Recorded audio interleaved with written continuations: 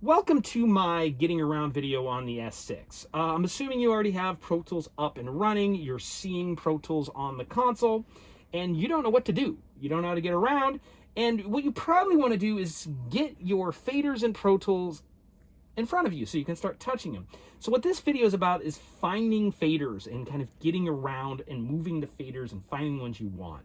So here at NESCOM, we may be using, you may see that layout mode is on, and I like layout mode. That's actually my favorite way to use the desk. But for this beginning video, I want to turn that off, and I recommend you turn it off if you see it on. Hit Shift and press the layout mode so it's no longer blue. This takes it out of layout mode. If you see any spills on, turn them off. And if you have any confusion over here, it's possible you might see nothing on the faders. Hit the type button and make sure you select all. That means all tracks are in front of you. Okay, just to repeat that last step, hit the type button and hit the all button. So we have all faders. Now, another thing might happen. Right now I'm seeing faders, but you might see the session not starting. Right now, this console's set up with 16 faders. And you may not see the the first fader here on the far left. And specifically, this might happen the first semester that I teach this console in class, because right now we have a broken fader pack missing. And the console's not really sure where number 1 is, and it may try to put number 1 over here. So what you need to do is move the faders around. And you do that, and you have to do this anyway, with the bank controls. And these little tiny arrow keys here, they move the faders around. I'm moving the whole desk. I'm moving the whole Pro Tools session one by one with those little triangles. Or you can move them in banks of 8 at once. And there are options and preferences inside this console. This console has tons of preferences where you change the number by which it banks. I've set it to 8. I think that's a good number. So you've got kind of your big fast forward rewind and your little fast forward rewind and kind of move things around. Okay, that's one way. And obviously scroll till you find the vocal and there's the vocal, and then you're good. Okay, another way to do this is to use the center section, and you can find tracks in here. Hit the home key, and down here you'll see a strip of tracks, and you can scroll around, look what you're looking for, and if you know your color, and this is why color coding is really great in Pro Tools. Purple's my lead vocal, I select it, and it just put the lead vocal right here on my center focused fader. So this also brings the lead vocal up into the center section so I can do my magic. So of course, if I want to find the kick drum, I'm going to find orange, because everybody knows that drums need to be orange, and this song doesn't have a kick drum. How hilarious, but it does have a drum loop. Boom, I just put the drum loop right there in that fader. So this is another way of getting around.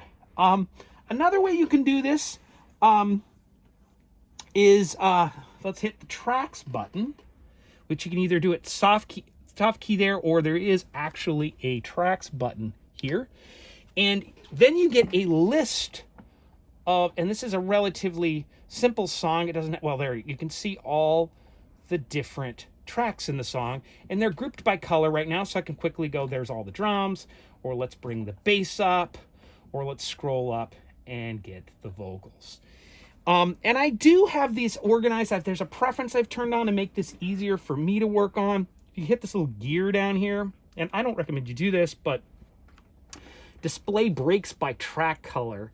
If this is off, it will look just like a big mash of them, which maybe you like working in that way. If you've got your colors, you go, okay, drums are here, and my guitars are green, and my vocals are purple. I seem to like it better with the display breaks by track color. So next, how do I do exit, edit? What do I gotta do? Oh, there we go. Now they're breaked by color. They're by row.